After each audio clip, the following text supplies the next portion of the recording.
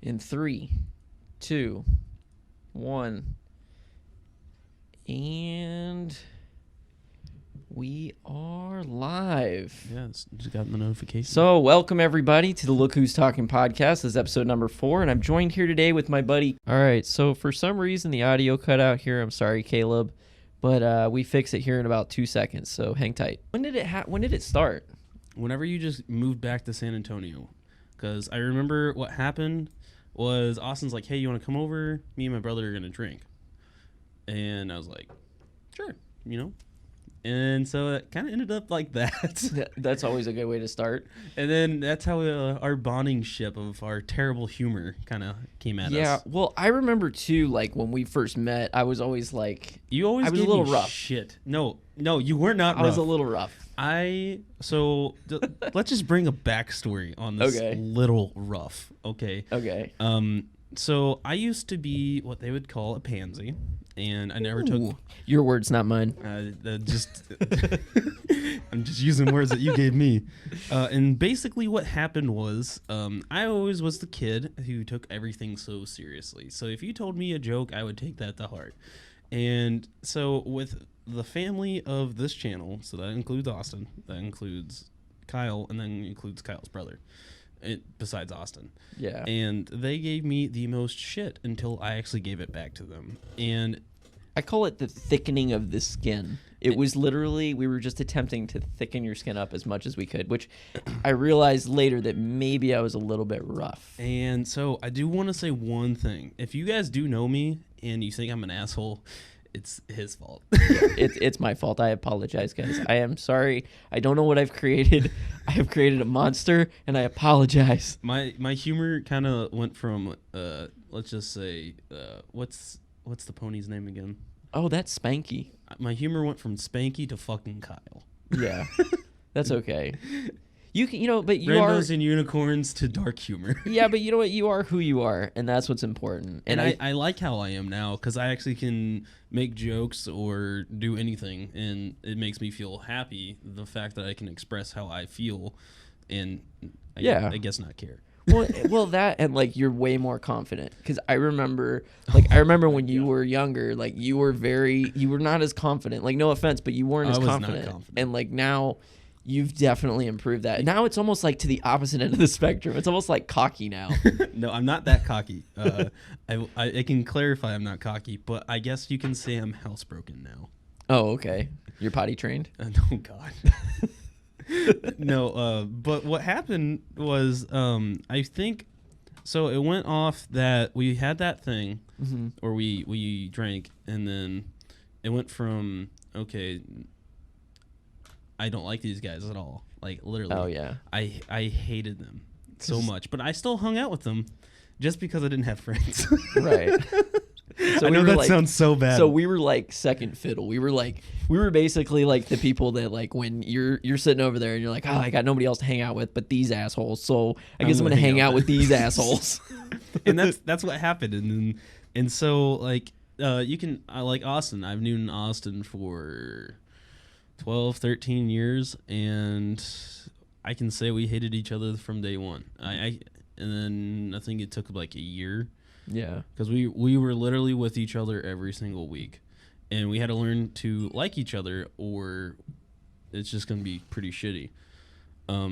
So we got along within the year, and then I think it like maybe 5 years ago, you came into the picture. Yeah, I think so. And it was 2014. It was 2014. So 5 years ago. Yeah. And so basically, it kind of like repealed the process of with you, right? How the relationship me and Austin had, and now I could say like, me and him are like good. We're good friends. We're good friends, and we could talk about literally anything. There is literally no limit to our conversations. We can talk about everything. Damn, bro, you blowing up. I'm so sorry. That's okay. No, you're good. And we could talk about anything from, I guess, relationships to our feelings, like our heart, soul feelings. Yeah. And you don't get enough with a lot of people nowadays. That's true. Sucks. That's true, because it's like a lot of people nowadays, it seems like they don't really I mean, I won't say everybody, because there are some people that are good about it, but like a lot of people, you start talking about feelings, and people are like, "Whoa, feelings? What? We can't talk about those feelings, man. Those feelings, man. What's wrong with you? Why are you talking about your feelings, man? Get out of those feels. Yeah, get out them feels, man. I don't want to be around that." But it's like, but really, sometimes it's worth it to get into that, because that's how you heal. Yeah. And like that can also bind your friendships a lot, because you're able to actually talk about things that usually you wouldn't talk about with just everyday people. Like, you're not going to go to the grocery store and talk to the cashier and be like, "Hey, so I'm dealing with these problems and I want to spill it on you. So do you mind checking out my eggs like really slow? Because I really need someone to talk to right now." Can you do them each one by one of these 24? Right, exactly. Because it's like you could spend that time at the grocery store, and you're just like, it's not the same though. Like making a friend at the grocery store with a cashier, which is great. Don't mind, I love cashiers. Talk to them every day. But it's not the same as having that friend that you can go and you can talk to, and you can like talk about things that you're not going to talk to the cashier about. Yeah. You know what I mean? Or even like a small talk versus like a long talk. There's a whole bunch of difference in there. Exactly. And like for instance, it's like we had this one time where me and you were just like, well, I don't know what to do. And that's when the RX-7 was originally getting built. Like when you first got here, you bought the RX-7. You're like, okay, I have to order parts. And you're just like, okay, not doing anything. I was like, me either. Let's go. Let's hang out and let's do something. Yeah. I don't remember. I think I went over to your house. We watched a movie, and then we didn't end up watching the movie. We just talked. We literally talked for like 2 hours about. Damn. We talked about jokes, fun stuff that you did in the military, fun stuff that I did at school that was because of you, because how I started acting. Exactly. And then basically the sky's the limit. Well, and it's funny too, because like you said, like when we started this whole thing, like I remember when we did the RX-7, there were days where you'd show up and be like, "Hey guys, what's going on?" Out of the blue. "So what's that? I don't know what that does, but that's awesome. You guys want to show me something? I'll help you out." And it was cool though, because like we didn't have a lot of people that would visit us when we were building those cars. And to those who are listening that don't know, we also have another channel where we build cars and stuff. And the RX-7 we're talking about was originally just a beat up old RX-7. We ended up throwing a V8 in it and turning it into a drift car. Long story short, that's all you need to know. But the process took us years, and it was nice because we would have people like Kaleb that would show up, and they would come and they would, it was just nice. It was nice to have people visit every now and again. Yeah. Even though it seemed like sometimes we would be out there and we didn't know what we were doing. And it was nice when you would show up and you'd be like, "Hey, so can you show me something?" And I'm like thinking in my head, I'm like, "I don't know what I'm doing, but sure, I'll show you something." Like this is called a socket, and this is a wrench. And, I knew that much. I knew that much. Yeah, no. I don't want to paint you as you didn't know anything, but it was like you were just beginning to get into cars and stuff at that point. Because that's when I actually started going to school for auto tech, so automotive stuff. Mm-hmm. And so I knew what an engine was. Right. Right. I knew probably about maybe 10% of about what you guys knew right at that time. And then I think it kind of like led off to help me out. What do you think got you started into getting into cars and stuff like that? I can tell you the exact day of what happened.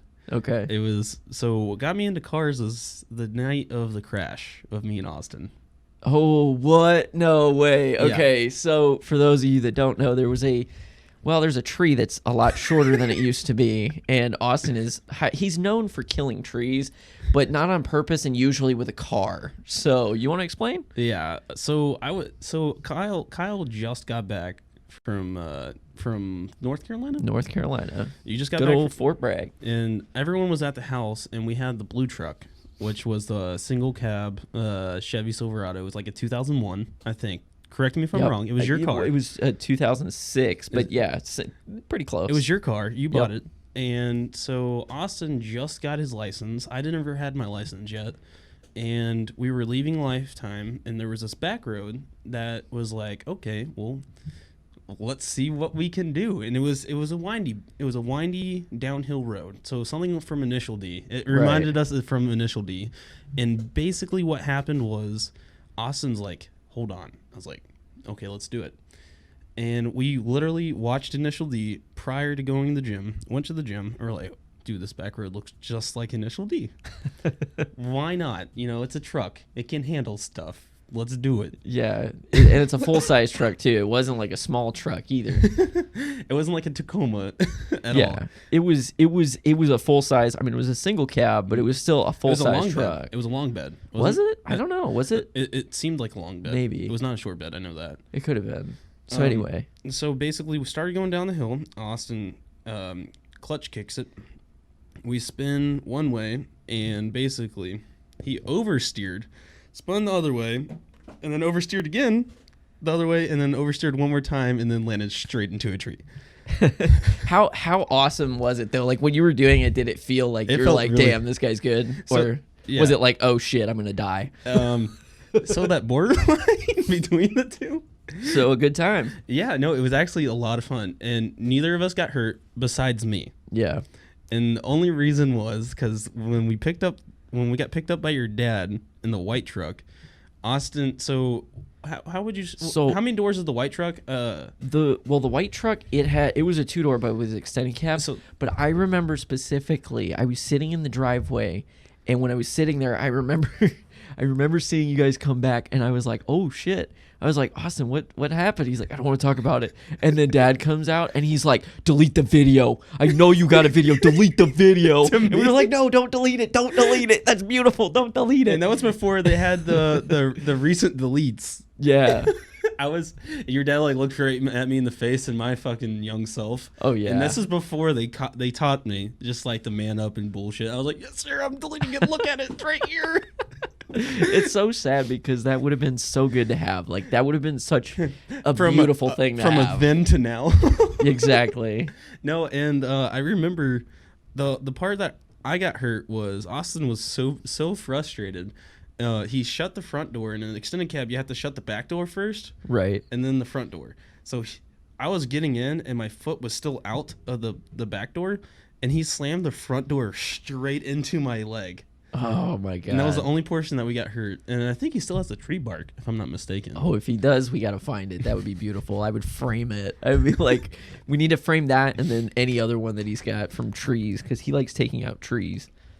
And I remember that day clearly. It's still like, it's literally in the back of my head because that was the most memorable moment I've ever had with Austin. I know that sounds shitty. It's because it was traumatic. It's like the near-death. You were traumatized. The near-death experience really brings out the friendship in people. Yeah, it does.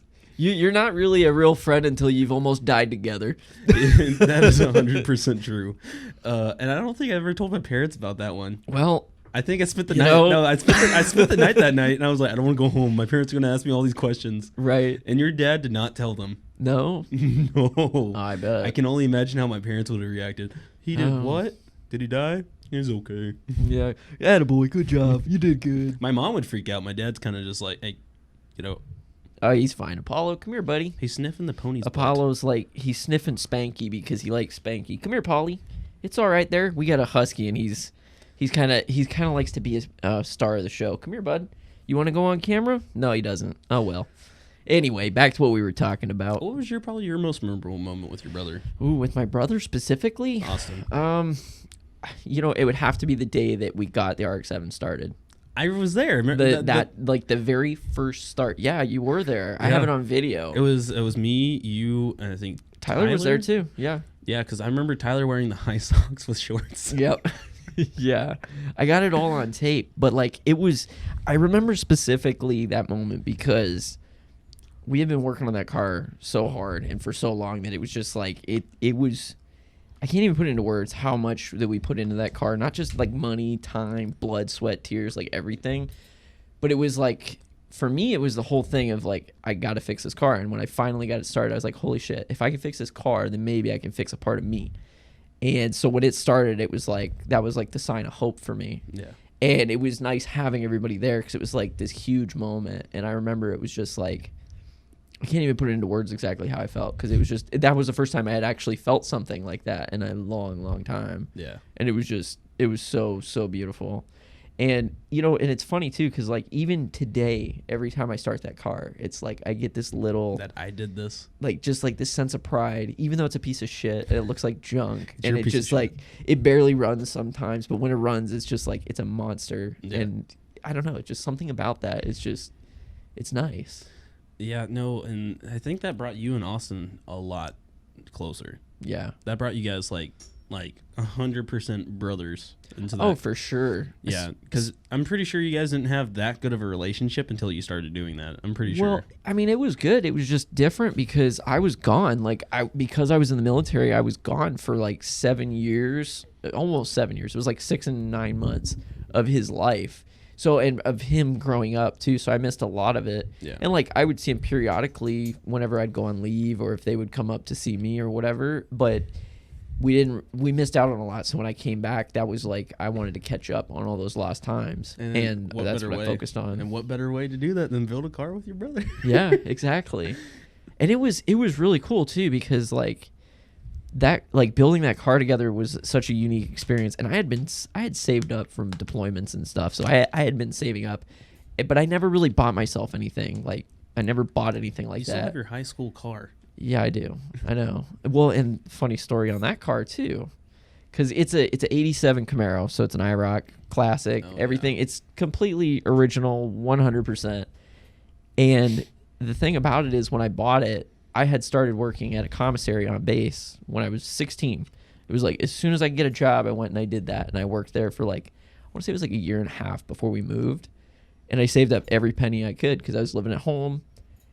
And then it was, as soon as I moved to San Antonio, I think I was 17. I think it was 17. Mm-hmm. And I finally had enough money. I started looking for Camaros. And I was going down. We went down this one place over by Bracken. Do you remember? You remember where Bracken's at? Yeah, I go to the range all the time there. Yeah, okay. So there's storage units right over by Bracken. And at that specific place, I was going to look at a 75 Camaro because I always liked like the old school muscle and stuff like that. Yeah. That was always like my thing. But as we were driving, I saw that. I took it for a test drive. It was just a piece of junk. It was really junked out. The guy wanted too much money. It wasn't nice. It was kind of junky. It was like this weird, like greenish yellow color, but it was like missing half the paint. It was rusted. Like it had one seat. Like it was really. It was a shit car. Yeah, it was a total. But as we were driving out of there, I saw the Camaro that I bought and I've got today, and it was. Like, when we drove by it and we saw it, we were like, holy crap, like, what's the story on this one? We went and talked to the guy, and the guy goes, we were like, hey, this is really nice. He's like, yeah, thanks. And we said, we were like, so how much do you want for it? He's like, it's not for sale. I said, so how much you want for it? And he's like, I really can't sell it. He's like, I don't know, what would you offer?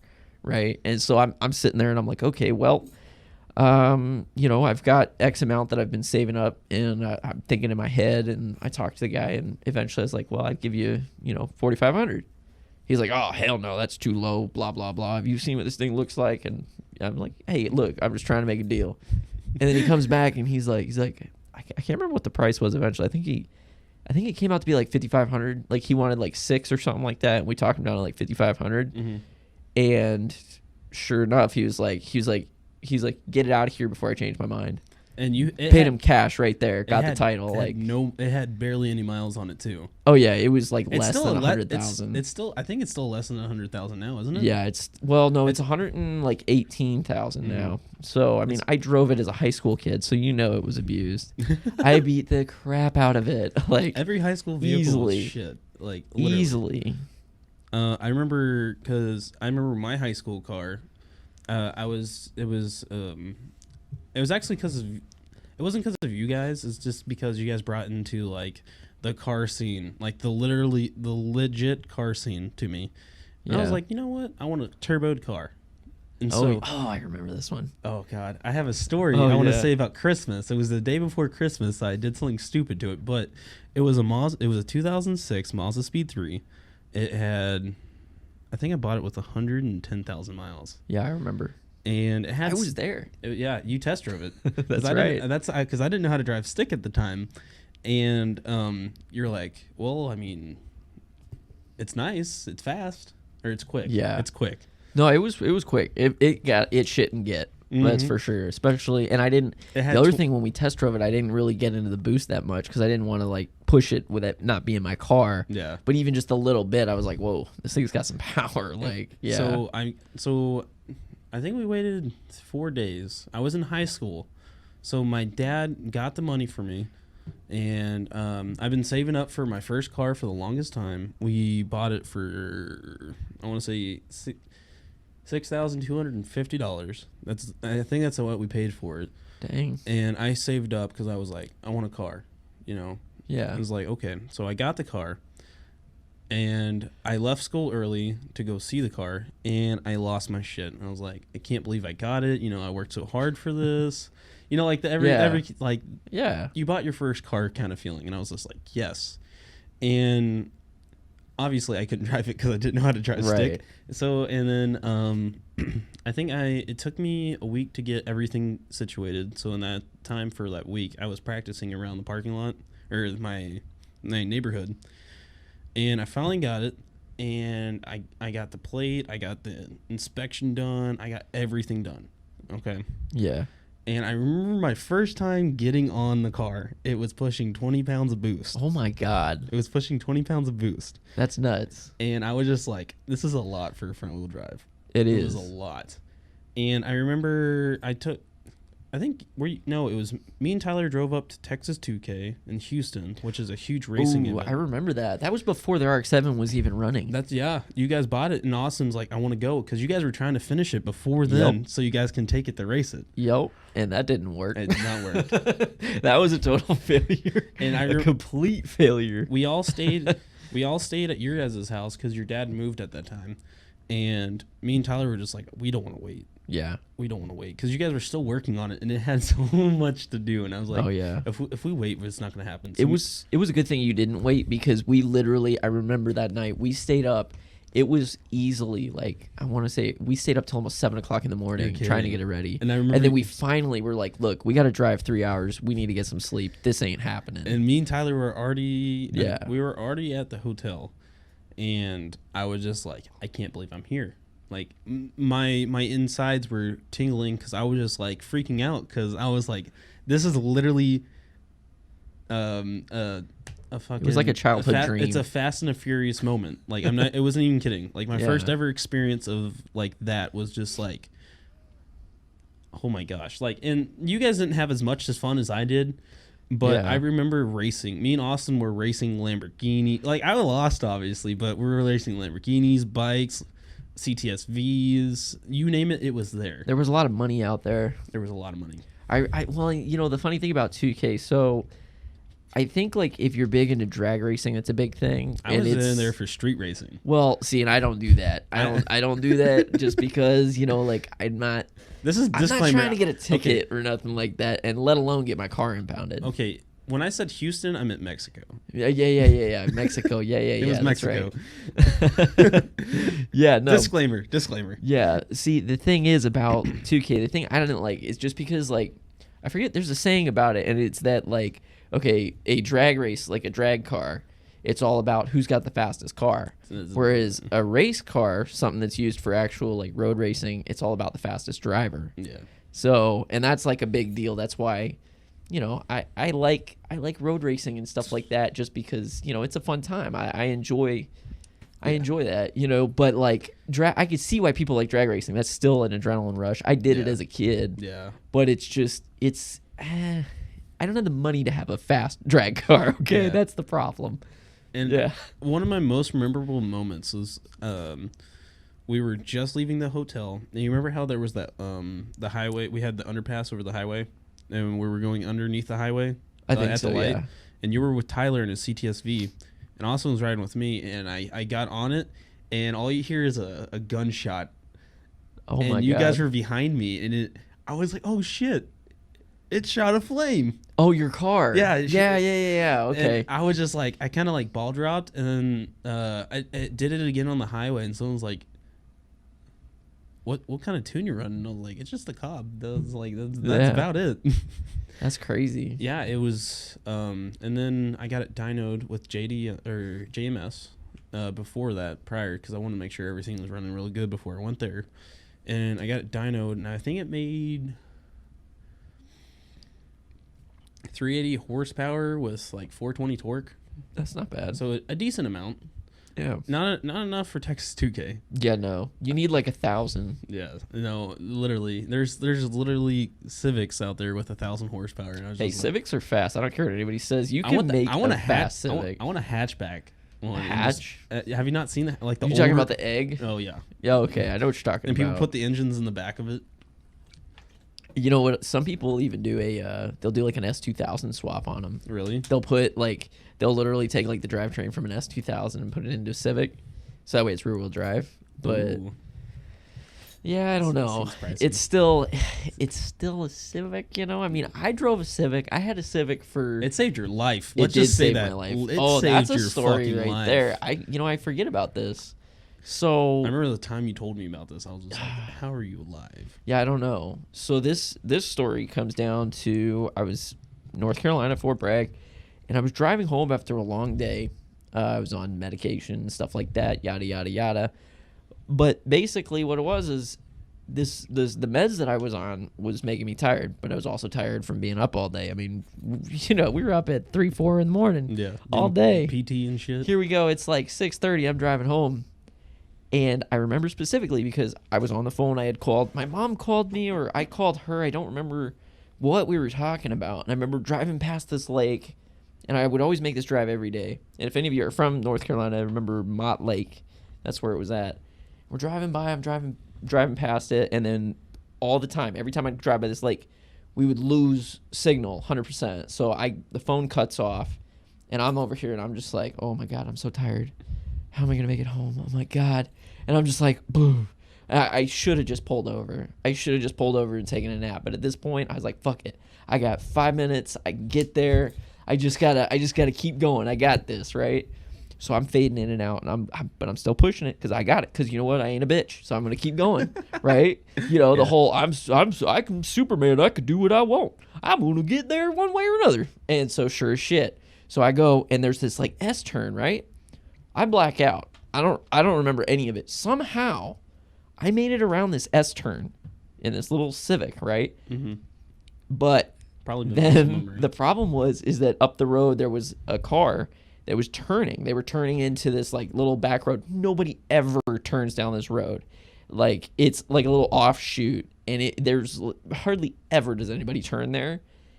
And sure enough, it's like backed up, and I literally plow straight into the back of her. The thing that woke me up was me flying towards the steering wheel. Like holy shit, I thought I was seriously gonna die. Like it was so fast. And then as soon as I see it, I'm like, oh, this is not good.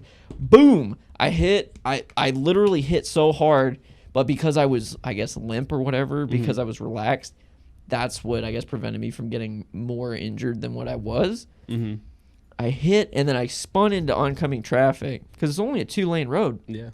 And luckily there was this group of guys that were coming, and they were in I don't remember what vehicle it was in, but there was a couple NCOs. And they come out and they're like, hey, are you all right? And I get out of the car, right? And I get out of the car, I take 2 steps and fall over. And they were like, what the fuck? And like, I literally Were you in uniform? I was in uniform. Yeah, Oh, I was coming home. And so I collapsed. And I was like, what the like, I couldn't move my legs. I was like, what's going on? Like, yeah, I was fine. So I think what it was it was just like I was still waking up or something. Yeah. Because like I was completely awake at this point, but I couldn't move. Like I was like, it was almost like I was paralyzed, but I wasn't. Oh, I know. So, but then I managed to get up, whatever. They pulled me off the side of the road, but the car was like it was wrecked. I mean, the engine was basically dropped out from under it. The transmission was sitting there. And I mean, but the funniest part was, so the car was totaled, obviously. Like, I mean, the engine dropped. I think it's a design for Civics because for whatever reason, when I hit so hard that it just dropped. Mm-hmm. But the funniest part was that I was still able to start it. Like I couldn't believe it, but I was able to start this thing. Why did you try to start it? I'm just curious. Well, it's because like the mechanic in me is like, well, maybe it'll still run. Like maybe it's salvageable. Like maybe I can still drive it home. I always think I can fix things. Zip tie it up. Yeah. No, it was so bad, and it's sad too because it was a nice Civic. Like, well, as nice as a Civic could be in terms of it was my daily like. Because you had your K5. Yeah, my Blazer. I had my big Blazer at the time.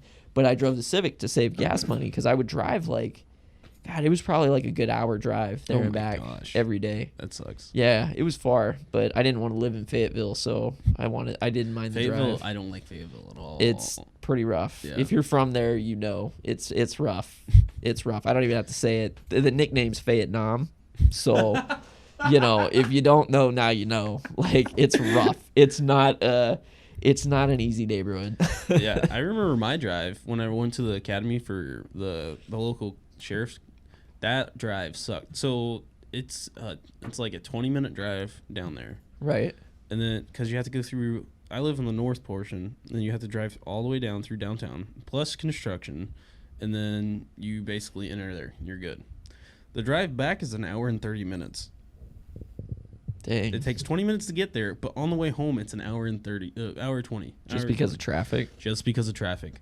Because That's nuts. basically going from the top of the north to the south of the south. Wow. And I hated that drive every single day. Every day, Monday through Friday. Had to be up at...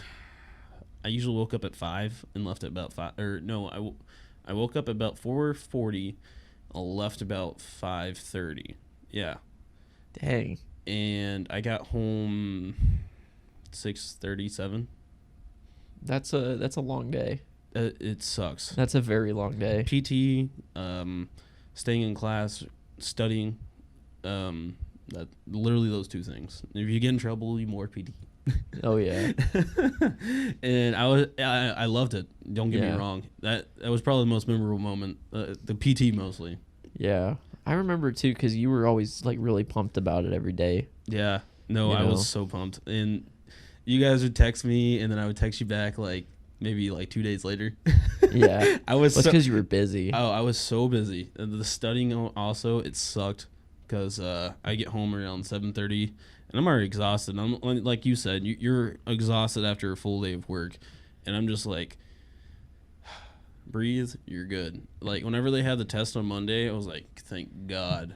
You just wanted to sleep. Yeah, so I usually got home and passed out, shine my boots, passed out, wash my uniform, wake up, repeat the same day. And then after that comes the weekend, usually go out and party with all the other guys. Yeah, but wasn't that like one of the better feelings of even though you'd be working your ass off, like you knew each day you had that purpose to get up and do whatever you had to do? So actually, that is a very good topic because after I got out of it, and I got kicked out of it. Yeah. I had zero purpose. I'll go to bed at 4 a.m, just sitting there watching Netflix. Wake up at 12 or 1, and just man, I miss the old days. Yeah. Yeah, and I was just I want even the studying. I like the studying because it was stuff I actually did enjoy. So what did you do to break out of that? What was your your tip? I'm still in it. You're still in it? Oh yeah, I'm still in it.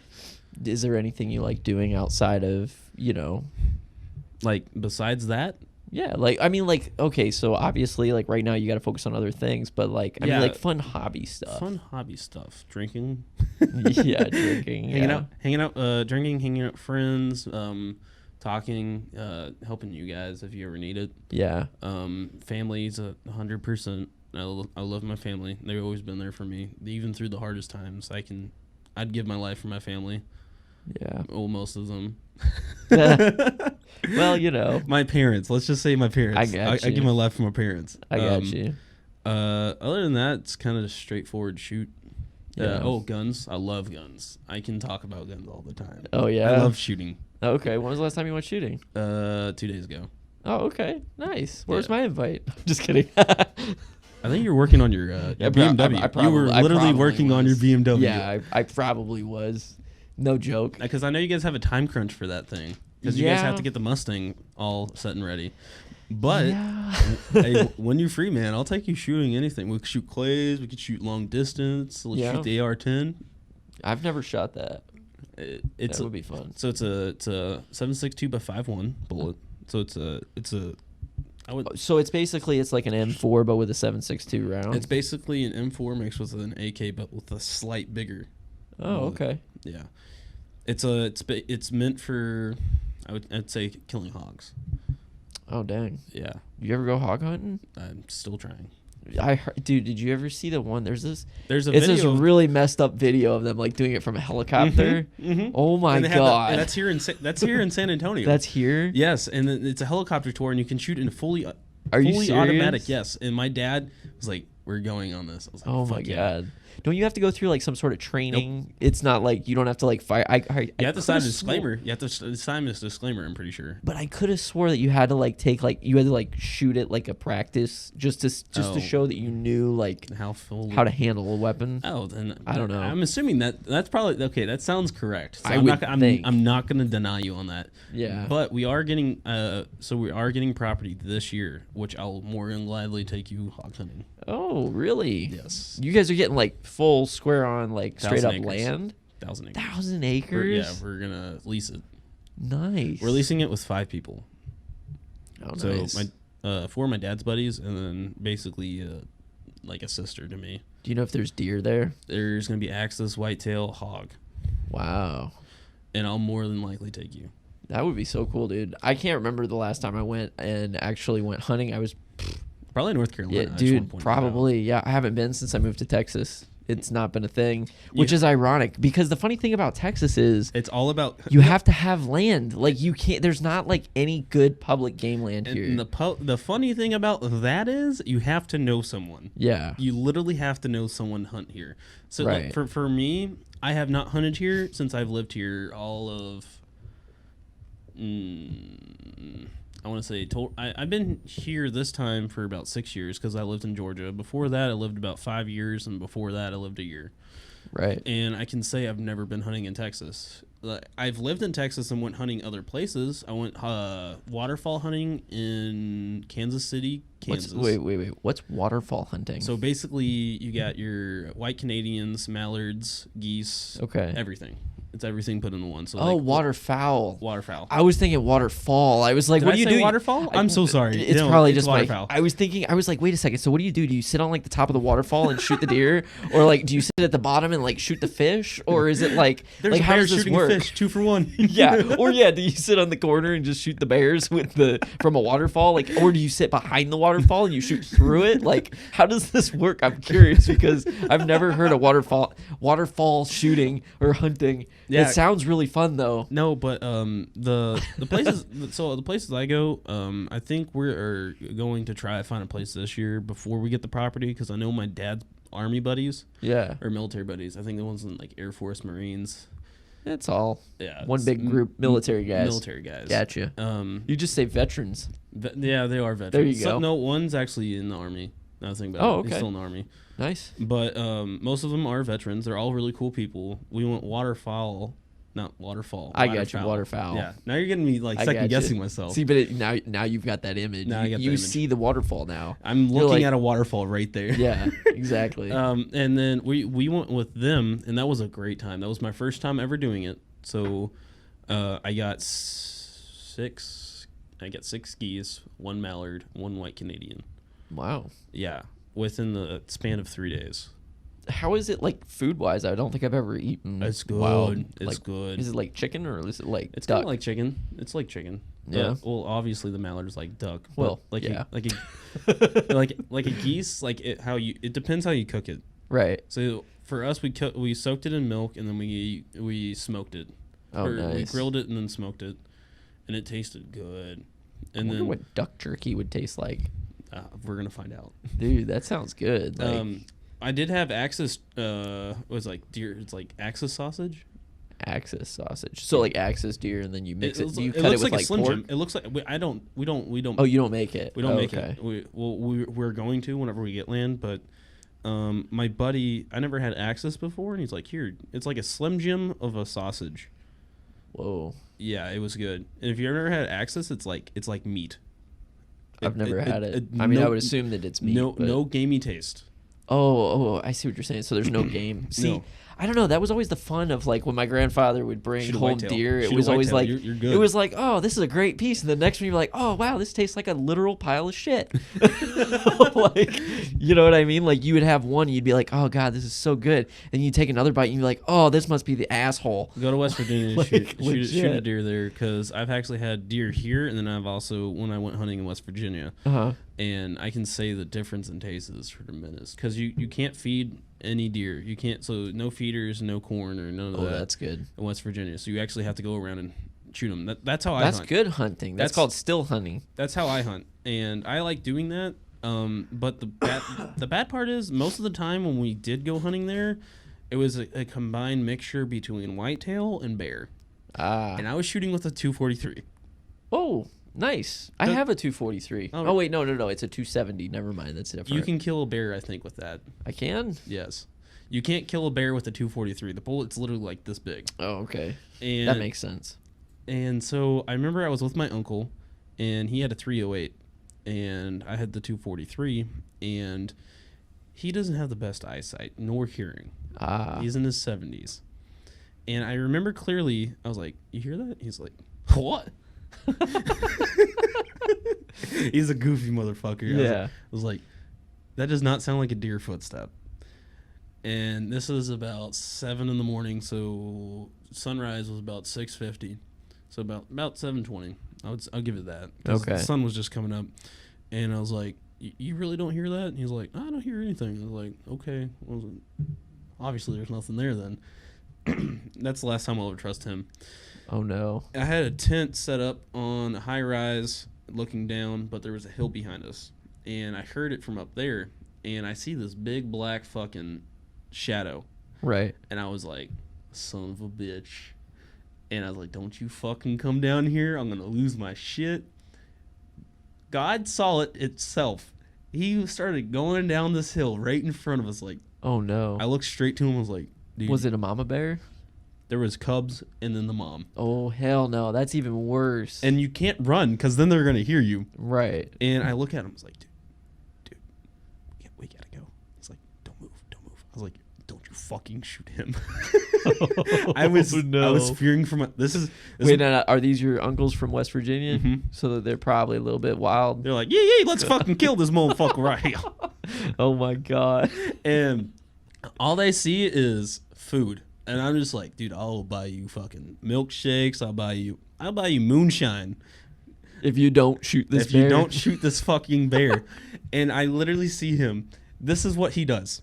Okay. So we have a little trail that we made for, this is our property as well. We have about 10,000 acres and a little bit more than that. But we built trails with four-wheelers, and the bear gets on the trail. And right. So we have one going north, and then we're going south to leave.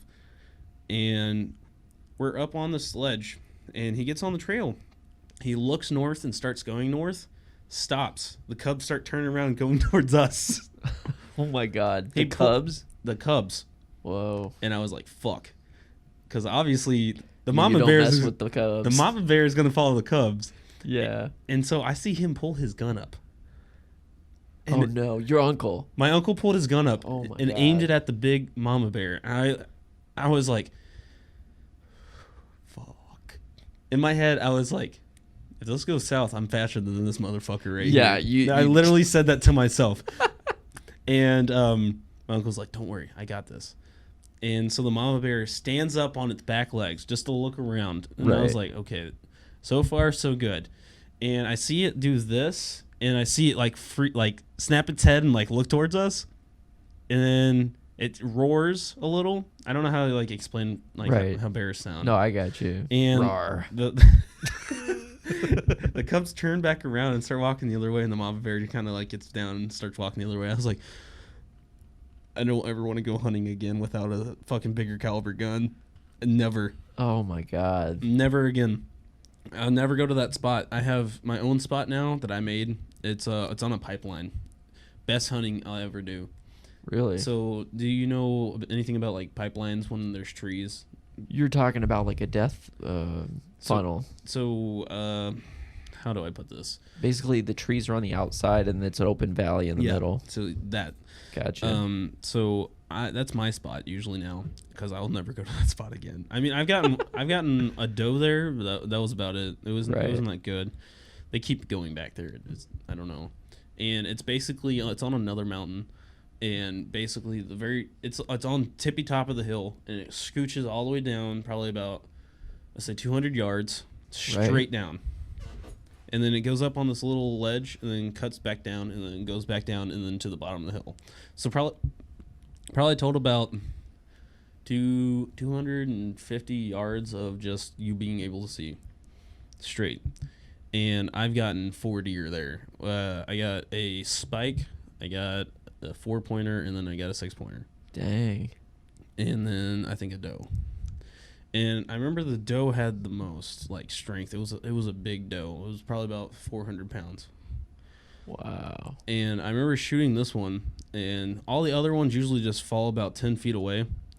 And wait, are we gonna get in trouble with YouTube for talking about shooting deer? No, keep talking. Okay. There's literally hunting channels and stuff. You talk away. There's nothing wrong with it. I didn't know the policy. It is a perfectly legal, anybody can do it. Well, in the United States at least, it's perfectly fine. We're not talking about anything it's fine. You're good. Keep going. Yeah. Okay. I like talking about this stuff, so we're good. You should have seen your old truck was fucking camo, wasn't it? Yeah, it was. I painted it camo, so. It was beautiful. Wow. But I remember shooting most of the time if I shot a deer, it's a dead shot. So they'll bleed out within 10, 15 feet from wherever I shot them. But I remember shooting this one.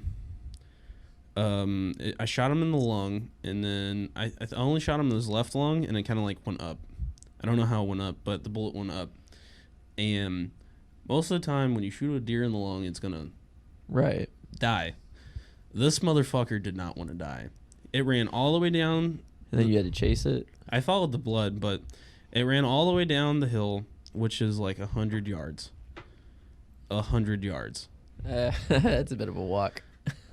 I started running down the hill, and then it was obviously it's cold because I go during the week before. Why do I want to say turkey? Thanksgiving. Thanksgiving, yeah. Turkey Day, Thanksgiving, same thing, yeah. Yeah, and it's cold, and so I start running, and I'm like, okay, this is obviously going to take a little while, and I start following the trail, and then it basically leads into brush, so thorns, and so a part of me was like, this deer is gone. It's just a doe. Fuck it. And from 200 yards away, it's kind of hard to see how big the fucker is. Yeah. And so I start following it all the way down the hill, and I was like, okay, let's just go around it, see if I can pick up the trail again. I saw this. I saw this doe in the middle of a field. Basically, it had this is the doe right here. Okay. So basically, there's brush like this. Right. All the way around it. All the way around it. So it's laying there dead? It's laying there dead. Okay. It's gone. Gotcha. Blood all the way around it, and I see the trail go into it, and I was like, how do I get in this? It jumped over it, I'm assuming, and then just died. But so my lazy self was like, oh no. I literally I looked around. I was like, fuck, there's no one here. All our walkie-talkies are turned off because we're hunting. Right. We usually turn them on after we finish hunting. Like, hey, let's go. And I'm just like, okay, well, I should probably just yell for the 4-wheeler. Because someone had a 4-wheeler. I didn't, because of the spot I was in. I had to walk up the hill. Nice. And basically, before I was about to yell, I hear another gunshot, and it sounded close. No. I was like, I hope. Do you guys wear those orange vests? Yeah, we're all wearing orange. I was going to say. And I was like, fuck. This deer runs down the hill right in front of me, stops, looks at me. I was like, so I hold it up and I shoot, and my dumbass self forgot to put bullets in the oh my god. What? Are you kidding me? No. And oh my god, that's awesome. It runs 30 yards and dies. Oh, It ran 30 yards and dies. That had to be like one of the most like. It was awkward as fuck.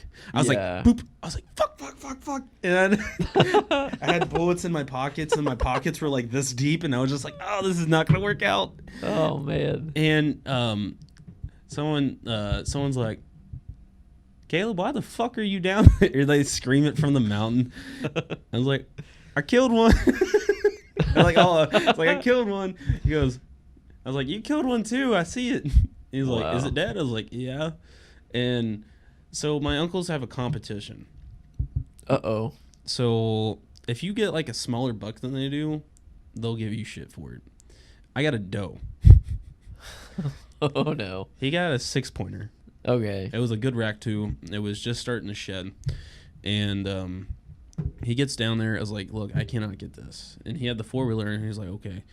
He goes, jump in there, and we'll pull it out. I was like, what? You want me to jump into the brush where there's thorns and everything? And it was probably about the size of the table length-wise. Right. But it was probably like this high. Oh wow. And so it was a decent amount. And I was like, you gotta be shitting me. It was that bad? It was that bad.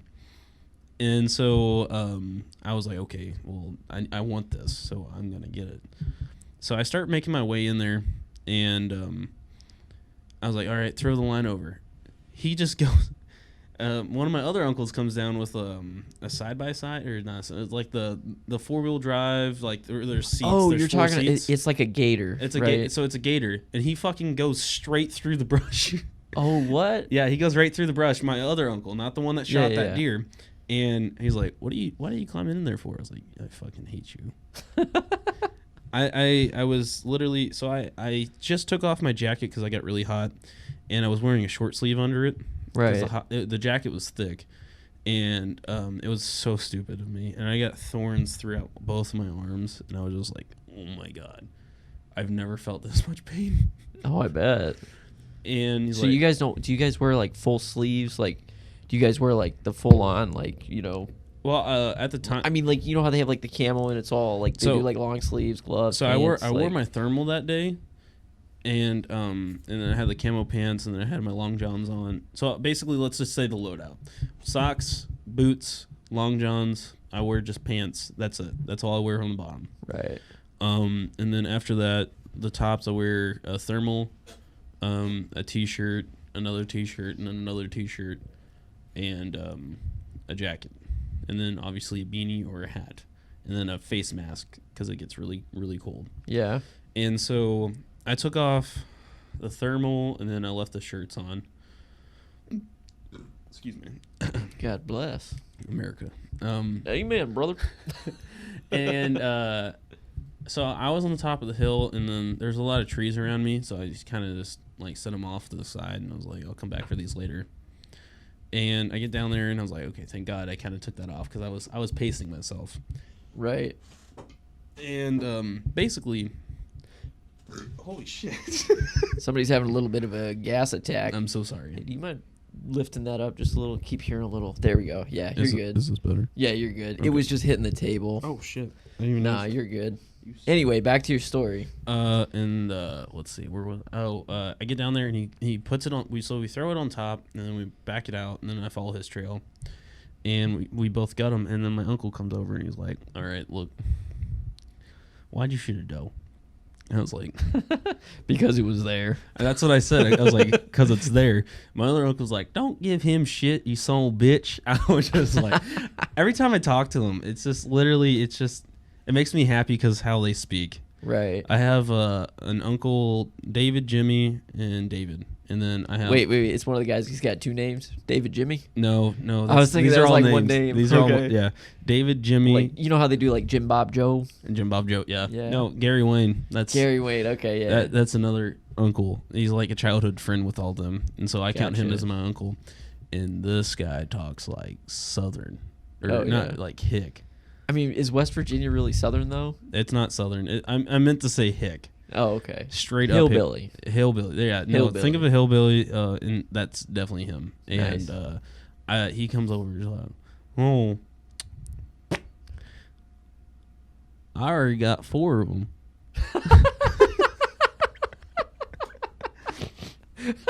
We don't know how he does it. We don't know how he does it, but he is. He's a mountain man. He's a mountain. He fucking. Hey deer, where you at? Oh, there you are. That's literally how it goes. He's that good. Yeah. So we get out there probably about 4 a.m, and we kind of settle in. And about 6:50, the sun rises, and we usually go. And then 7 o'clock is usually the time of hunting season starts, and it ends at 7. Right. I don't know why there's a time limit, but there is. And usually at the time of 7 o'clock, someone in the mountain, you hear a gunshot. And you're like, it's hunting season now. It's great. It's the best feeling in the world. As soon as you hear, you've been hunting in the woods? I've been hunting, but it's been a long time ago. I was years ago. But you've been hunting in the woods, right? Yeah. And you know that gunshot. Yeah. Yeah. That excitement that gets inside of you, you're just like, oh, where's the deer? Yeah. He saw one, I have to see one kind of thing. Well, and it's always that excitement of am I going to get one this year? How big is it going to be? Where's it going to be? What's it going to be? But it's also, okay, I look at hunting in it's not unique at all. But I look at it if I'm gonna go hunting, I'm going for the meat. I want to eat it. Mm-hmm. I want to, I'm gonna respect, because you're killing something, and I would never take that lightly, and I want to use the meat that I kill, because I just out of respect for the animal. You know what I mean? That's just out of respect. Hunting is fun, and I get how people like it, and some people kind of take it overboard. But if you're just hunting, and you're not actually eating it. You're just hunting for fun. It's kind of that's a little bit messed up. Whereas, if you're hunting, you're eating, you're turning it into food. Maybe you're keeping the skins, whatever. Yeah, that's cool. I'm all about it. I love hunting. Trophy. Yeah, the trophy hunting is the thing that I'm come on. Okay, so I mean, I get why people do it. It's one of those, oh, look at what I got and blah blah blah. But it's come on, dude. At least eat it. Okay, yeah. You know what I mean? At least eat it. Say they eat it. I don't but they care still if you use keep it the as a head. okay. Yeah, keep the head. Do the good. trophy. That's fine. Yeah. But I mean, don't be hunting just for the racks. You know what I'm saying? There's a lot of people that do hunt for the racks, and they still do eat it. But that's fine though. I think it's the people that are in the safari hunting. Right. That's the people in safari, that kill elephants and shit. Elephants, lions, shit like that. Dude, you're come on, man. I'm not gonna lie. I would kill a lion. I have no desire to go hunting lions. I have zero desire to hunt a lion. Have you ever had lion? I've never had lion. But have you ever wanted to try lion? I mean, I would eat it, but I'm just saying they are called the king of the jungle. I don't know why, because they live in the desert. But you know what I mean? They live in the king of the desert. Yeah, but I just okay. If you had, I know how dangerous they are. If you had one animal that you've never hunted for, what would it be? One animal that I've never that you want to go hunting for. Okay, that I have not hunted before. Bingo. Besides anything here in Texas. I know. A moose. A moose or an elk. Or elk. I've gone elk hunting. Have you been elk hunting? Yeah. How's that? It's a big animal.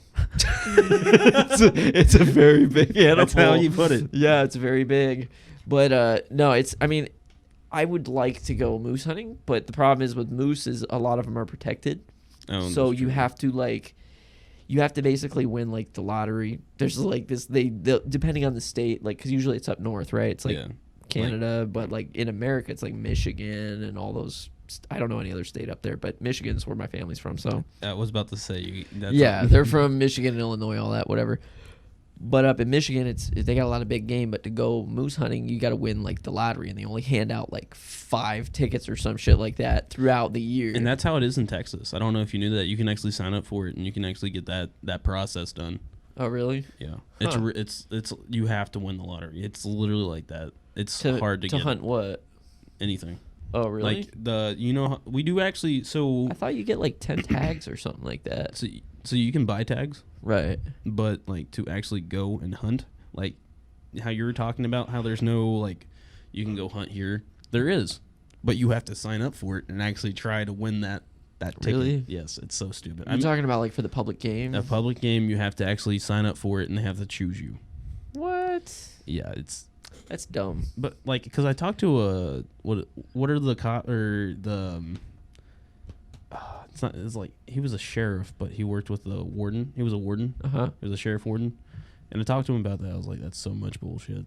I mean, I get it because, people just overdo it. And Yeah. then you got people that'll go poaching and shit like that. But, The poachers take it away. yeah, they ruin it for Oh everybody. my gosh, yeah. Because it's just like, it's one of those things you're just controlling the population. They hand out the tags for a reason. And then that's the thing. We actually caught poachers on our property Really? in West Virginia. Oh, I bet that went over well. That was, my uncles were pissed. I bet. What were they poaching? No, they were just like, they were setting up feeders on our property, Oh. and they were just trying to get as much whitetail as they can. They were oil field Wow. guys, and they were like, hey. So it was funny because I ran into them, and I was like, who the fuck are you? I'm the big criminal from down the road that works down at the oil range. And I came up here Have you ever met someone from the oil field in West Virginia? No, not personally. Meth heads, crackheads. Yeah, it makes sense. All of them. Like, well, it's because anybody can do that job. You just have to be physically able. well, yeah, no. Yeah, no. Yeah. And then That's why they call them roughnecks. the roughneck. Oh my god. That's the name, right? I'd never heard of roughneck. I think it's called roughneck. I think that's the name for the people that work on the oil rigs. I'm pretty sure that's what they call them, roughnecks. You have. I could be fact check that wrong. one. I would have to fact check that one. I'll find out. I'll look it up. But I'm pretty sure it's called roughneck. I'll look it up. But the conversation went. So it was probably we were heading back to lunch. So we most of the time they would. Here it is. Roughneck, a term for a person who occupation for hard manual in the labor. United Kingdom. United Kingdom. Blah blah blah blah blah. I would still use in the U.S. Yeah, I don't know if that's derogatory, but I mean that is what they're called. So there you go, Wikipedia. Even though it's not reliable, there you go. It still It's works. something. It still works. Okay, you got this. No, but the conversation was like, here, you guys just follow me. We're going down to get food. You Right. guys have to come with us. And so we have there's a house down there that is owned by Dude. His name is Dude, and he owns a portion of the property that we share. And basically, it's one. My parents, not my parents, my dad and his brothers always were on this property. Uh-huh. And so since my dad was probably about 8 years old, they've known this guy. Oh wow. My dad's 49. You gonna out him like that? Yeah, no. I mean, he It's cool, looks it's good for cool. his age, I'm not going to lie. But how it went was we went down there and we're like, all right. I was nicer out of the bunch. I just want to point this out. Everyone Right. else was a huge dick to these guys. Right. And we went down there and was like, all right, you need to talk to them. These guys are the people you need to talk to. I was like, why do I need to talk to anyone? Blah, blah, blah. I was like, go in there with that attitude, please. I want to watch this. Everyone has guns. Right. And it is, oh my gosh. Arguments and guns don't combine. Hey, you know what they say? An armed society is a polite society. I mean, just think about it. If everybody's got a gun. Okay, I want to point this out, and this is going to be a terrible topic. Okay, this is 100% off topic of, like, hunting. Okay, are we getting into like Second Amendment here? Oh, what yeah, are we this is getting 100% into? the Second Okay. Amendment. Okay, all right, say these teachers in this school are armed, okay? Right. Okay. Say in this, I saw this, it was a picture on, it was a meme. Okay, this school has armed teachers. Okay. This school has non-armed teachers that are supporting against guns. All right. There's a kid right here with a gun. Which way is he going to go? You're gonna go to the one that supports the guns. The one that... because the kid's armed, right? The kid's armed to shoot Yeah. the school. Oh, you're talking about the school shooter. He's a school shooter. Oh, okay. I was just thinking like a Yeah, kid no. like that's legally armed. Okay, so you're and talking which one about is he like a gonna- school shooter. Yeah, okay. Say the Okay. school shooter's here, and there's an option between... Oh, he's people gonna that- go to the school that doesn't allow guns. That's a no-brainer. Yeah, Duh. yeah. But that's just because it's an easier target. And then just think Yeah. about it. Wouldn't that narrow it down from not being able to have school shooters if everyone was armed? Because tell me, Well, are I you going... think- all right. So I'm not going to use me as a reference. What Yeah. the fuck? I mean, it's cool. No. Say like this kid goes into... No, we're still talking about this hypothetical school shooter. Hypothetical kid. school Okay. shooter. Say this one has armed teachers, security, metal detectors, all the fancy shit. Right. I don't think he's going to fucking shoot up the school. I just want to point that out. You don't. I don't think he's going to shoot up school. It's a death wish. Right, but a lot of these kids, they end up killing themselves anyway. Not a lot of them. Some of them do. Yeah. But how? Okay, so how would you prevent that? How? Yeah. Well, part of it comes down to parenting. There's Parenting's a there's, lot. It's not just parenting, though. To be fair, it's a combination of things. It's us as a society needs to treat people better. So, do you think taking away? I'm just saying. Do you think taking away guns is going to solve any problems? No, I don't think taking guns away is going to make anything easier. I think okay, so I don't agree with gun control in terms of like I fought for the Second Amendment. I love the Second Amendment. Mm-hmm. I'm not a huge gun nut, but I could see why people like guns. Yeah. So I'm all for personal carry. You get trained, you know how to do it. But I do think that they need to make it harder for, like, for instance, if you have any kind of mental illness. The whole thing of there needs to be a better background process. The fact that, like, I could walk into a store, they run a background check, and within, like, 5 minutes, I mean, maybe longer than that, but, like, literally that same day I could walk out with a weapon. Mm-hmm. I mean, and that's fine because I'm a law-abiding citizen, yada, yada, yada. But we all know, too, here's the thing about criminals. I may legally buy a weapon, but let's just say hypothetically that I have a fucked up son who decides he wants to go shoot up a school because he's fucking crazy, right? He didn't have to buy that weapon. He literally just took it from me because I'm an irresponsible adult that didn't leave it locked up. Yeah. Right? Mm-hmm. So we can't account for that. But here's the thing. Like, because that's going to happen. Right, but I think if we look at it more in terms of, like, we need to look at us as a society. Why is it that our society in general is becoming more and more violent? Yeah. It's simple. It's because all the desensitization. It's because of the way that everybody treats each other nowadays. It's shitty. Right. Nobody looks out for one another. We're all out to shame each other. We're out here to, like, outrage at each other. We're all willing to call everybody else out. We love pointing the finger everywhere except for ourselves. Yeah. As a society. That's like how we are. And if kids in general would like look out for each other, and being a kid, like everybody's an asshole when they're a kid. Like, tell me about it. Name one person that went to high school and was like, oh, it was the greatest time of my life. I bet you that person, probably not one of the people that was getting bullied. Unless they were high. Let's just say this. Well, but I'm saying like, yeah. Everybody has a different experience, and some people, yes, it was a good time, but like we all look out for ourselves, which is fine. But like when it comes to stopping these kind of situations, that's where people need to be able to see the signs. They need to get educated about how to tell when somebody is going through these things, and you're not going to be able to stop every single one. You're just not. That's actually really cool because whenever I went through the Sheriff Academy, that we actually got taught the signs between every kind of mental illness versus any type of drug. And we got to see the difference in between, okay, well, do you think this is a mental illness or do you think this is a drug related? Right. And you had to process this mentally, see how they react, and go from there. And I think if people, like, actually, it was like a mandatory class, I feel like a lot of people would actually get more educated about it. Oh, this person's not acting right. This is definitely not a drug. They need help. Right. And like, I remember, like, correct me if I'm wrong, but like if someone was like mentally ill, they would actually get the help they needed. Well, it depends if they have access to it. Like a while ago. Like they didn't cost money. Like what do you mean? Like seeing a psychiatrist? They like still cost money. Yeah. It's back still, then? Well, back then they just lock you up in an asylum. Oh shit. Like, oh yeah, that's right. They do. You want to, like way back when mental health treatment was really bad. I mean, you were basically experimented on. Like if you had any kind of mental illness, they would lock you up and just it was terrible. My parents worked at one. It's come a long way. My parents worked at one. Yeah, I mean, I don't know what it's like as far as my parents said it was terrible, but I can imagine. Like, there's all these stories of it where this kind of stuff would happen, and the thing about it is, like, mental health in general nowadays, I feel like there's a lot more. People are talking about it more, mm-hmm. But I think that the problem is, like, right now people are talking about stuff that.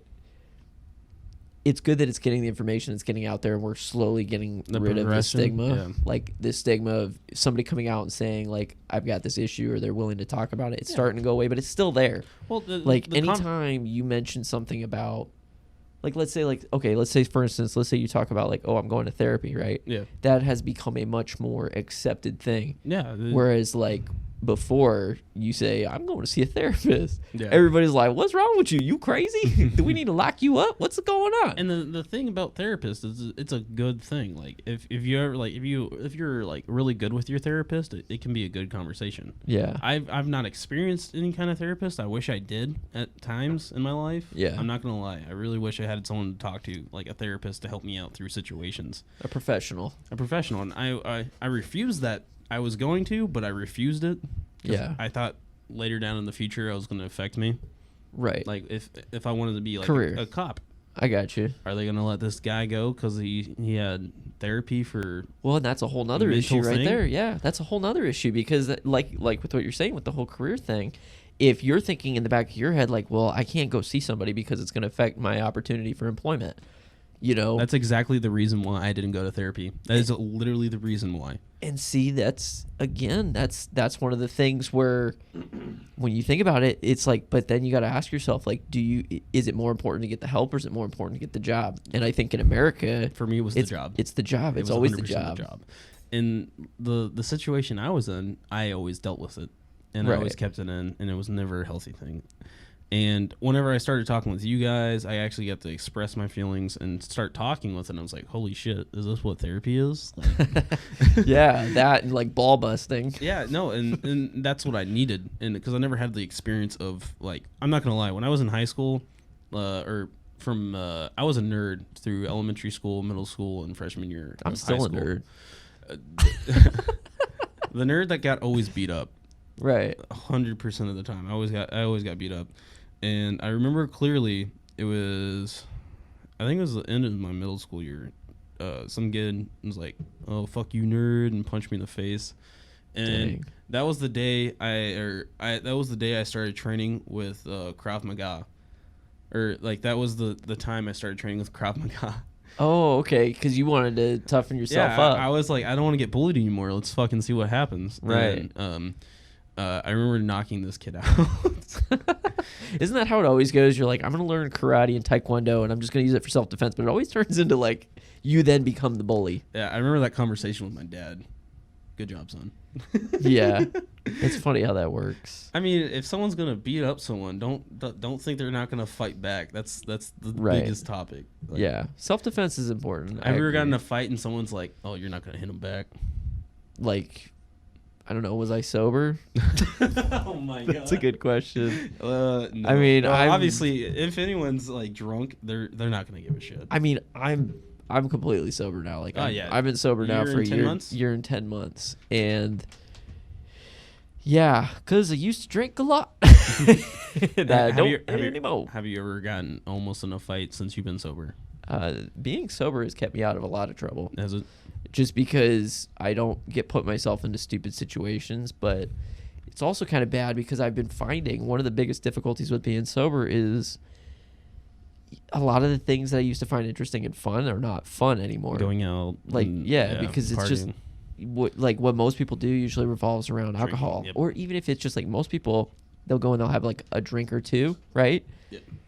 I can't do that. My one drink turns into 2 to 3 to 6 It to just starts doubling. blackout. Like, it's just, it's a problem. And But the thing is that, like, so since being sober, it's really, really hard to find things that are fun to do as a sober person, like, because you're so used to doing everything intoxicated. yeah. And so now it's like, well, I do things. I'm like, this just isn't that fun anymore. Like, have you ever gone to a bar completely sober? Yeah. And I'll tell you what, that's one hell of a test. Okay, have. that is tough. You But have. I've you were done with it. Us. You were with us. I've done it. It's very difficult, but it's also a test in like self-control. But I think it's also because like there's a one part of me that's like, maybe I can have just one drink, you know, like in the back of my head, even though I know it's and like, then you like that's kind a of like look at terrible your idea. friend and you're like, "Don't do it." Yeah, exactly. I remember. I think it was Austin's. It was Austin's birthday. I went to his 21st, and I was sober, and I was like, I didn't like it. I Yeah. hated it. 'Cause it was the scenery as well. That was the day I got hit in the face with a beer bottle. Oh, yeah, I hated remember that day. Because it was okay. So it was okay, but it was not my scenery. If I went to a Cowboys here, Yeah. if I go to Cowboys, I can go there sober, perfectly fine.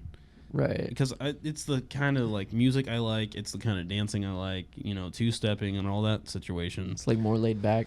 Yeah, and I know a lot of people that go there. Yeah. The kind of people I like. Yeah. See, that makes a difference. And like, I can't go to a club and then people are not trying to be like an ass or anything, but acting ghetto. It's not my scenery. Right. Yeah, I got you. Like, everybody's got their thing when it comes to that. I'm assuming you're not that kind of scenery either. What? I honestly, when I was drinking, I didn't care. Oh, yeah. If you're drunk, you're drunk. Well, like, drinking in general. When I would drink, I would go to any place like that. Like, if I was drunk, it would be fine because it wouldn't bother me as much. But I like drinking because it was always like it would help get rid of a lot of my anxiety and stuff. Yeah, no, and I've come to that as well. Like whenever I like start drinking, I'm just like, whoa, my feelings are kind of like, I feel happy. I don't have to worry about anything, and then that's where it kind of goes black. Yeah, well, that's where you got to be careful. Is like when it starts becoming like uncontrollable. Yeah, you know what I mean, like. Mm-hmm. But I think most people can handle it fine, and it's all about the reasons too. Like, if you're drinking because you want to hang out with your friends, you're having a good time, you're being social, blah blah blah. That's usually more acceptable. It seems like. But it's to the point where you're at home. You're like, oh, there's a bottle of Jameson. Let's fucking drink that bitch. Yeah. Wait, would you count social drinking with your buddies? But you're not with your buddies. You're gaming with your buddies. Okay, wait. So you're playing. Gaming. Okay, let's just say you're playing League of Legends on your computer right now, and you're drinking. Okay, by yourself. But you're playing with your other buddies on the microphone that you're talking to, but they're drinking. Does that count as social drinking? I think that's social. Is that social? I think that's social because, well, at least nowadays gaming, like online gaming. That is a social thing. Like it's antisocial in the fact that like you're at home alone, blah blah blah, but you're still interacting with people. You're communicating. You're playing a game. Like that's more interactive than like just closing yourself in a room by yourself and drinking yourself to death. Yeah. Like it's a little different, I think, because like you're still alone, but you're not because you're. It's almost like as if you were drinking and you're on the phone with somebody. You know what I mean? Like it's still kind of sad, exactly, but it's fine. You know what I mean? Jessica left me. Drink. Oh my God, I dated a Jessica once. Oh, I've never dated a Jessica. Oh, boy. We better not go down that road. Ooh, I touched the subject. My bad. No, you're fine. Hey, to all of my exes, I don't know if any of them are watching. I had great experiences with all of them. I loved them all. Well, maybe I didn't love them, but like I loved. Oh my God. No. I loved some of them, and some of them they were good girlfriends. But it's just like I've only had one good past relationship. Only one. Only one. Really? All the others were shit. See, I disagree, and here's why. So this is my theory. My theory is that like any relationship, there's always going to be something good that you can pull from it. Like there's some experience that you can look back on and be like, wow, like I learned something from that person. Mm-hmm. We grew a little bit. I learned a little about myself. And maybe it wasn't always good. Maybe it was bad. Well, but you learned something. Okay, I learned the mistakes to follow for the relationships.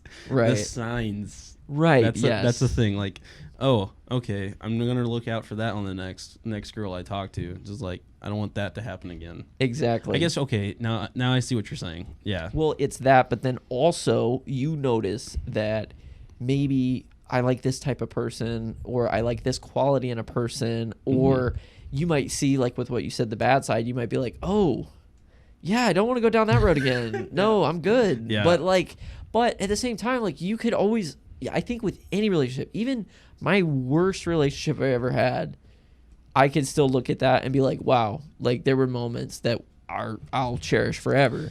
There's definitely moments where I'm like, wow, fuck that bitch. But like, there's a lot of moments where I'm like, it was probably one of the better experiences of my life. Yeah. And I could say that about like any of my relationships. Yeah. You know what I mean? I mean, I'm single now, but like every girlfriend or relationship I've been in, I can always take something away from it, whether it be positive or negative, and turn it into something else. Yeah. But the thing is, like, that's why I think, like, I try to, anytime I'm with somebody that's like my girlfriend or whatever, I want to try to remember as much of the good as I can. Yeah. You know what I mean? Because it's real easy to be like, oh man, I can't believe this, that, and the other. But it's a lot harder to be like, wow, okay, like she taught me something. Yeah. I learned something about myself. Like, I need to be more patient. For me, it's mostly I need the to not signs. be such an asshole. I need to maybe change some things about the way I treat them. Maybe I didn't pay enough attention. And you know, can't, things go, like that. You can't go in too depth on that. 'Cause Right. Then you're just like, okay, this whole thing is my fault kind of thing. Yeah. And you're Sometimes just like, it feels like that. I know the feeling. It's just like, okay, did I not give you enough attention?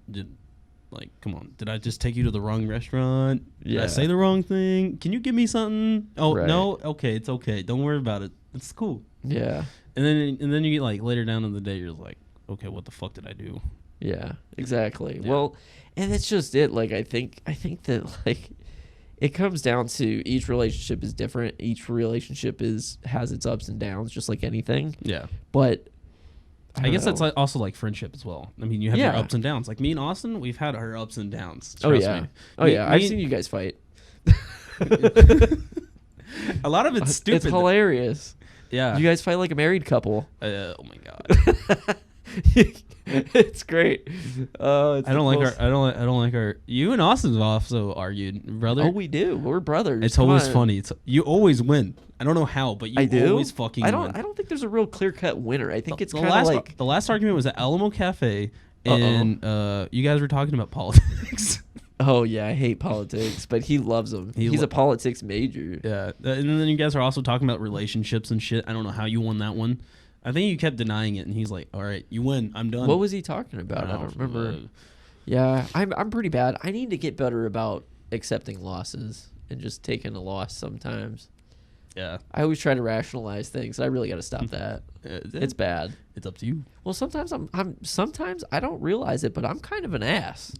Oh, you're Like, just figuring I'm this kind out. of an asshole sometimes. I figured that out day one of me meeting you. Yeah, I mean, it took me a while to No figure offense. it out. No it's offense. None You taken. You're an asshole. Yeah, that's the inner NCO in me. Like, I'm an asshole now too. So yeah. Well, like, and that's just it. Like, sometimes it's just a part of who we are, and I don't know. Like, and I'm trying to fix that. I'm trying to be a nicer guy, nicer person. I think I'm still a good person at heart. No, 100%. You're like so how it is. I think it's not we're assholes. I think we're assholes to each other because we're friends. It's not like you're gonna treat a girl that way. Oh no, hell no. I know better. Yeah, no, me too. I know better. Yeah, you treat a girl with respect. You treat your friend like shit. Yeah, That's exactly. Yeah, and if they can take the shit, that's Right. the thing. Well, that's how you can tell if they're a real friend or not. Yeah, I could say the meanest thing to this guy, and he'll say the meanest thing back to me. Yeah, probably. And yeah, me and my mom were actually just talking about that before I came over. Oh no. We were just like, so how's Kyle been? I was like, still being a dick. It's like, how dare you say that about him? I was like, if I was there, he would probably say I like, would probably agree. no, I was gonna say you'd probably like, well, you're an asshole. Yeah. Oh, okay. Yeah, well, fuck you too. Fuck you too. Yeah, that's a sign of a good friend, honestly. Like, when you can just be a straight up dick to them and they're being a dick right back. I don't know if that's like an East Coast thing or what, but I mean, that's just like how you bond, especially as like guys, it seems like. Whereas like girls, they'll be like right next to each other, be like real nice and real fake and just like, oh yeah, I love your hair and blah blah blah. Oh, yeah, if and I have a guys will be like, man, fuck you, you're such an ass.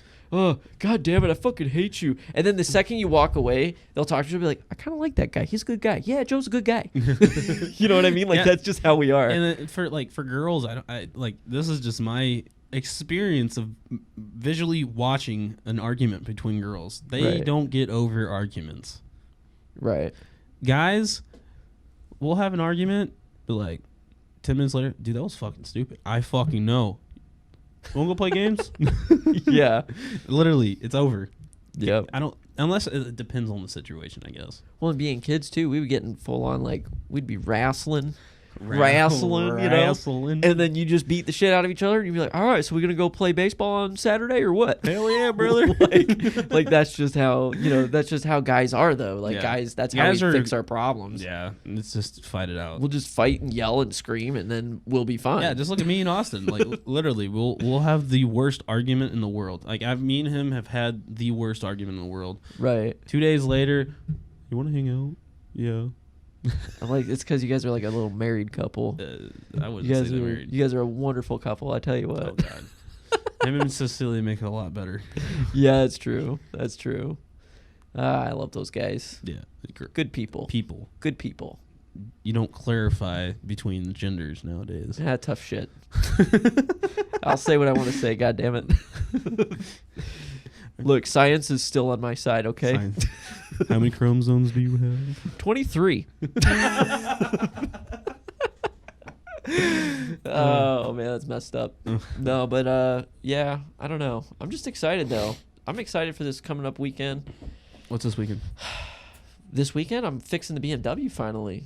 I thought you've been fixing it. Dude, I've been fixing it. Wait, so do you have the engine out now or what? I have the complete engine out. It's the engine, trans, everything. So I just watched your recent video. Okay. And I have that garbage ass video. Okay, it was not bad, but I do have a question on it. Okay. So you had the engine that had less than 100,000 miles, yeah, and then your 270,000 mile engine. Yep.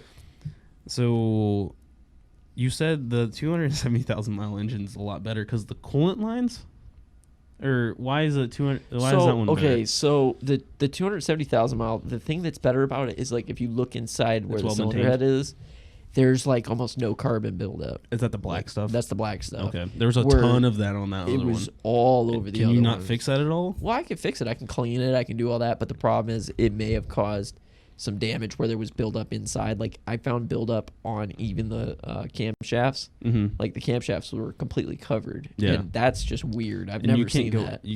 I cleaned it. Yeah. I cleaned it all up, but it was still just like, it was trash. Can you, so how long, so you're looking, so would it be better for the 100,000 mile block or the 270,000 mile block? Dude, I don't know. I've been fighting with this decision for so long. So the thing is, if you take your time with the engine, I know you want to finish it because Austin's leaving, but right. if you take your time with the 100,000 mile block, yeah, the 100,000 mile, I don't know how many miles are on it. Yeah, we don't know. Mystery meat. But how do you know it's less? Well, I don't know for sure. That's just what the guy told me. But after looking at it, I think he was full of shit. I'm pretty sure he was full of shit. But I could be wrong. I've been wrong about a lot of things. But this, I'm pretty sure. He said it was low miles. I pulled the head off, and you could see inside where the cylinders are. Yeah. God damn, I'm dying. God bless you. Thank you. And you could see, like, it just looked like it was in better shape as far as, like, you could still see the cross hatching and stuff like that. But I pulled the head off of mine, and I still have the cross hatching on mine as well. So it's kind of a toss-up at this point. But yeah, I don't know. It is what it is. Even if I don't get it all done at once, I'll get it done eventually. It's just something that I really need to focus on, just getting it finished up so that way we can get the BMW back done, so that way we can start on the 67 Mustang. Do you guys have any parts ordered for that yet or no? I don't have to order parts for it. I got to fix all the rust holes. Oh, that's not good. Yeah, we're going to be doing a lot of welding and stuff like that. You're terrible at welding. Well, to be fair, that's partially because my welder is total junk. So are you ordering another one? Well, I'm going to buy one. I'm going to buy either a TIG or a MIG. I don't know yet. So I heard TIGs are good.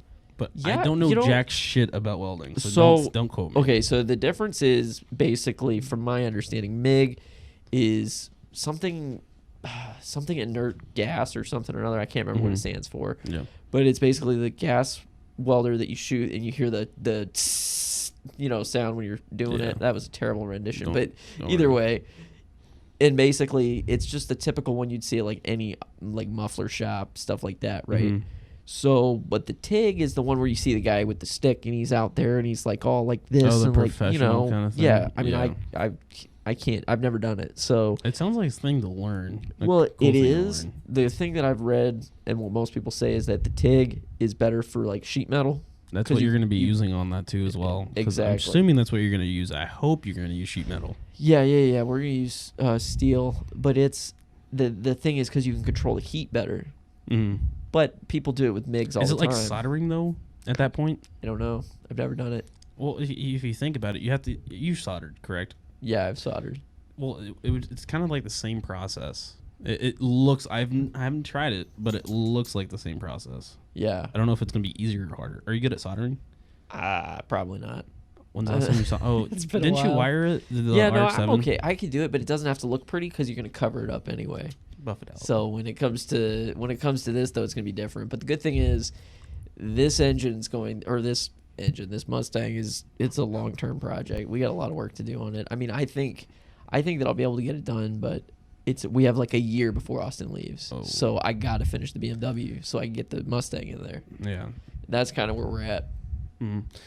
So you played any games recently? Any games? Yeah. Because I know you moved your computer in here. Yeah, not much. I have not been playing. I've been spending so much time editing lately. What you doing down there, boy?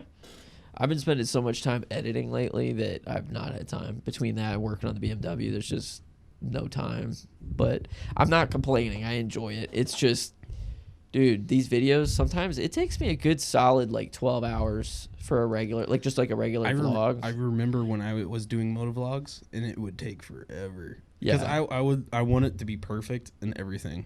Yeah. Like, even when I did, like, little tiny shoots, it would, like, maybe like a 20-second video. Right. Like that one I sent you. Yeah. It took me an hour for like a 20-second video. No, you're good. I was just checking something. I was making sure the stream was still good. It looked like it was shutting off, but it's fine. How long are we at right now? Hour and a half. Oh, we're probably gonna have to cut this off soon. Yeah, we'll cut it off here in a minute. But like I remember, like it took me like an hour, but I loved it to death. It was probably the most. It was cool because you kind of like you can make it your own, if that makes sense. Yeah. Like the shot and the angle, it's just like it's yours. Right. Like how you've been doing it. Like I seen your progression because whenever you started the channel, oh my god, that first video was so bad. That first video was terrible because whenever you started your channel, that's when I started mine. Yeah. Like, I probably started when you had like 10 videos. Maybe something like that. You weren't just you were still in school. Yeah. And that's when I still worked at Discount Tire. Yep. And I remember it was last winter, not this winter, but last winter. Right.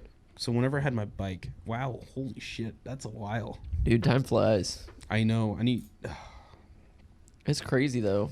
But the thing about making those videos is it is very it's time consuming. It's time consuming, but it's also rewarding, like being able to see like the finished product when it's done. Oh yeah. And then like once you start, like if people like it, then even if people don't like it, but like when people like it and you start getting these positive responses, like I've gotten some. There was one I got from this one. It was a father-son.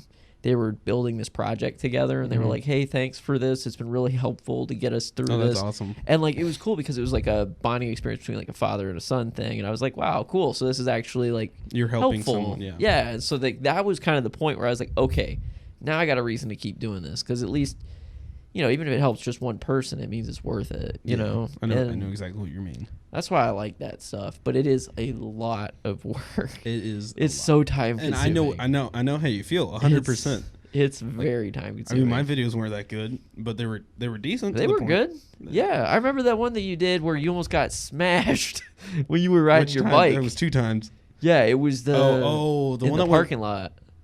Oh, that one went viral. Yeah, that was crazy. That one on Moto Madness. Oh, really? Yeah, I've never seen it.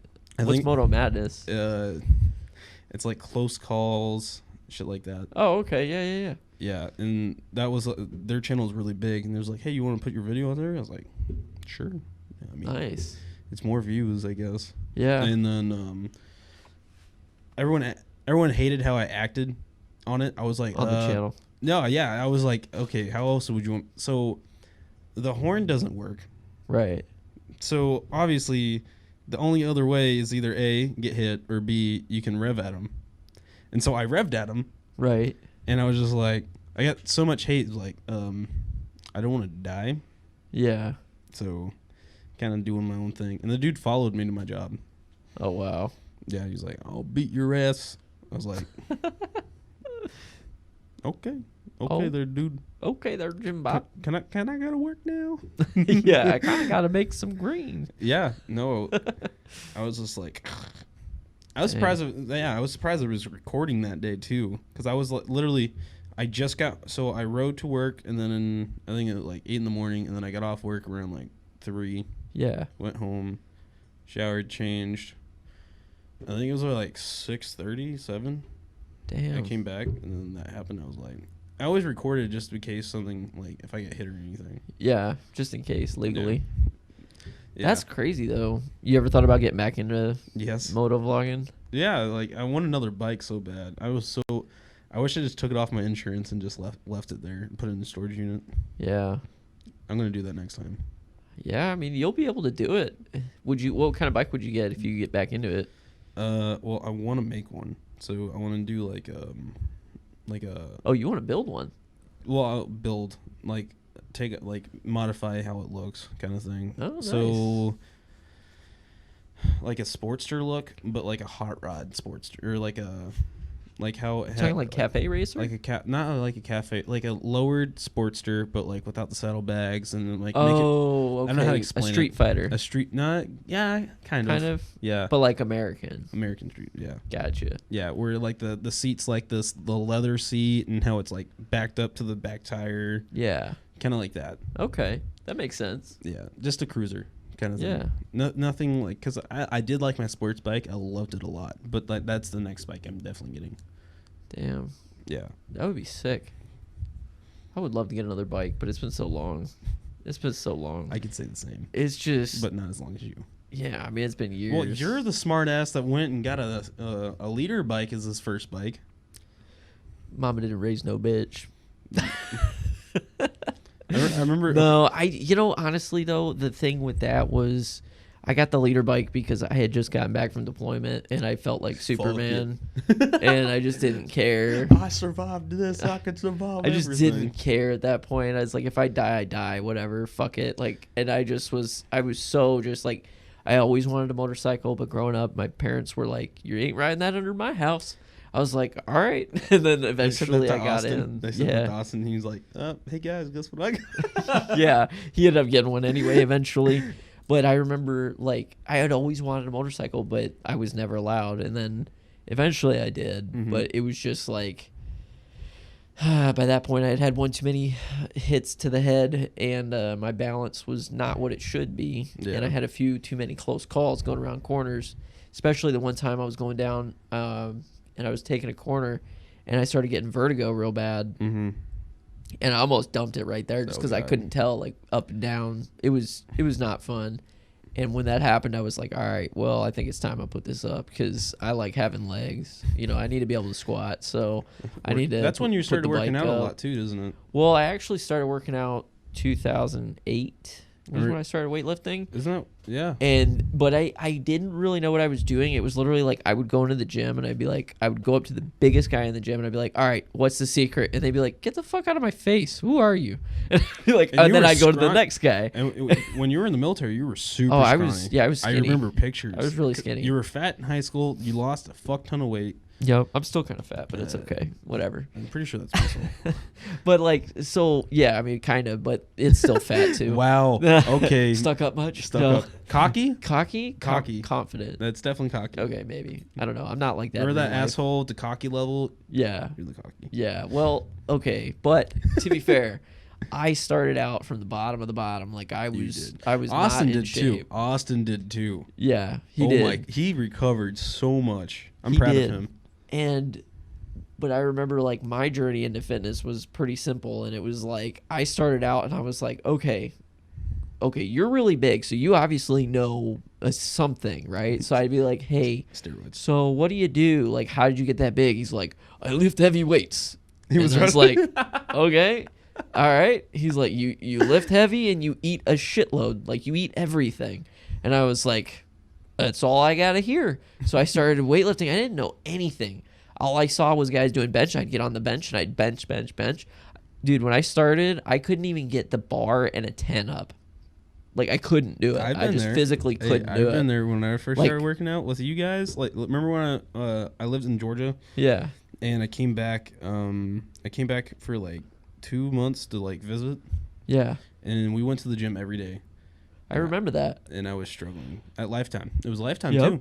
Oh my god. Yep, I remember. That was a good time though. That was a really good time. That was a more simple time. Yeah. That was a lot more simple. A lot more simple. Yeah. Everything then was like everything fell forward. And I think that's the time when me and Austin crashed the car too. Or the truck. I think so. It was around the same time frame. Yeah, it's like when I first got back. I was like, shit.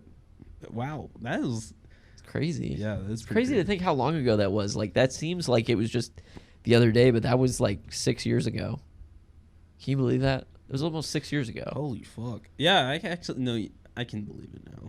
Yeah. Yeah. Just to think about it, just like, oh my god. Like, time flies when it comes to that stuff. Yeah, talking about time flies. We're on here for so long. Yeah, dude. This has been really good, though. I literally want to point out, this is me and Kyle's conversation. It can bounce from it. We did not script this at all. Yeah, this we is were everywhere. This is literally our conversation throughout the whole entire day. This is good, though. That we can talk for hours. Literally. Literally. Hell yeah. No, dude, this is good, though, but I think you're right, though. I think we need to kind of wrap this up. Yeah. Because I think we've definitely said a good amount. Because we got more to say. We're going to do this again. Oh, yeah. But do you have anything you want to plug? Do you have any channel, Instagram? Ooh, anything? My TikTok. Your TikTok? Okay. Well, what's your TikTok? It's just Kale. Just Kale. It's literally the same thing as my Instagram. I've not done this whole TikTok thing because, well, I mean, I'm not 12, but shut your fucking mouth. I mean, how old do I look? You're okay. You look okay. How about this? Be honest. I don't give a shit. How old do I look? 30. That's pretty accurate. Yeah, but you're 12 inside. Yeah. But maybe it's the beard. It's definitely the beard. It's all right. I'll take it. I am 30. So right here it says violation of community guidelines. Oh my God, they have community guidelines on TikTok. And it literally, it's because I was racing it was literally because I was racing a Lamborghini on my bike. Oh wow. There was no audio. So there was audio. It was just of the engines because I was not talking. They could just tell what you were doing. Yeah, it was just like it literally went viral. That's crazy. For 6 minutes. Damn. And then 7 minutes came around, done. But that's all I have to say. Like, I just post random shit in my truck now. Yeah. And stupid shit with my friends. I might have to get on there one of these days and check it out. Yeah, we'll see. I got 127 followers in a day. Nice. That's what's up. Oh God. So you guys already know. So if you guys are on TikTok or anything, hit Kaleb up for sure. He'll be on there. Yes, I don't have a TikTok, so I'm sorry, guys. This is where you're going to have to find me. But it's been a great time. I'm really glad that everybody showed up. I'm glad you made it today. Thanks for coming. Thank you for inviting me, by the way. Yeah, anytime. We'll have to do this again sometime for soon. Sure. For sure.